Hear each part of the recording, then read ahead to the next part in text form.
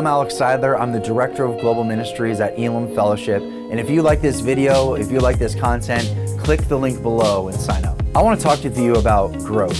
There's a lot of misconceptions when it comes down to you growing as a leader, as a Christ follower, and I want to pop two myths that you could be believing. The first myth says this, is that the more that I make growth about me, the more that I'll grow.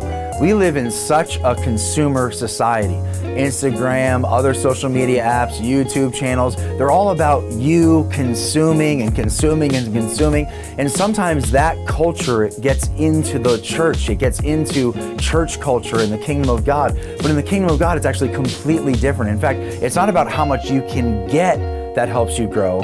It's about how much you can give, and that's where you can grow. So growing in the kingdom of God is not about like trying to get and accumulate as many things as you can. Picture a squirrel running around and trying to gather acorns. Like, that's how I see Christians and people that are serving. Like, they serve with every single thing that they have, and all they do is they actually burden themselves.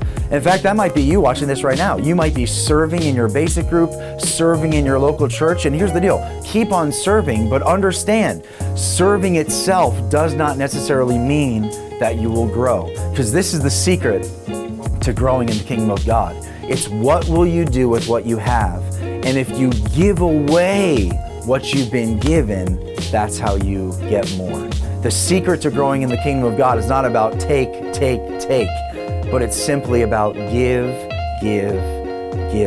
Jesus talks about this in Matthew 25. He's with his team, he's with his disciples, and he shares the parable of the talents. And this is about a landlord, it's a boss, it's a don. He's a guy that's about to go on a trip, and he has servants around him, and he actually gives one talent, he gives the other guy 5 talents, he gives the other guy 10 talents, and he says, while I go away, invest these wisely. And what happens is the 2 guys that had more talents than the first one, they actually invested them and they doubled their money. So the guy that had 5 had 10, the guy that had 10 had 20, and so they actually did what the master wanted them to do.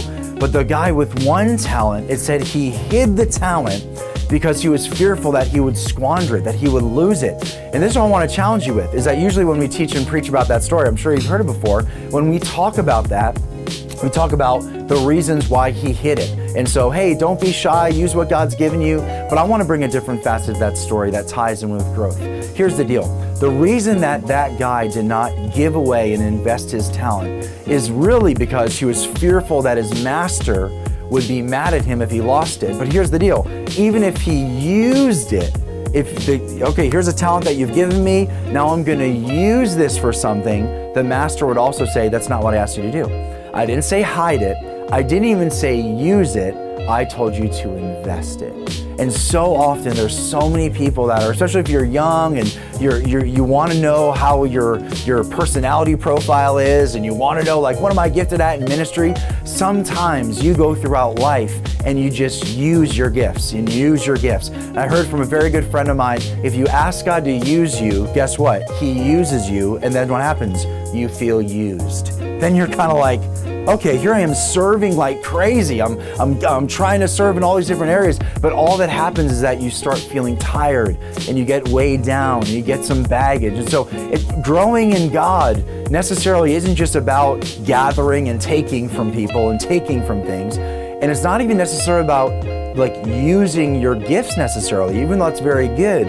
But this is the secret, is that you invest your gifts. Because when you invest, when you give your life to people, when you give your life to others, God unlocks the more for you. Maybe you just feel like you've been hitting a wall in your relationship with God. Maybe you feel like you've been hitting a wall, like you've been serving, you've been trying to be a good leader. Well, don't stop, just stop using your gifts and start investing your gifts. Start spending time with people. Start investing them in. Don't when you use your gifts, it's for you. When you invest your gifts, it's for others.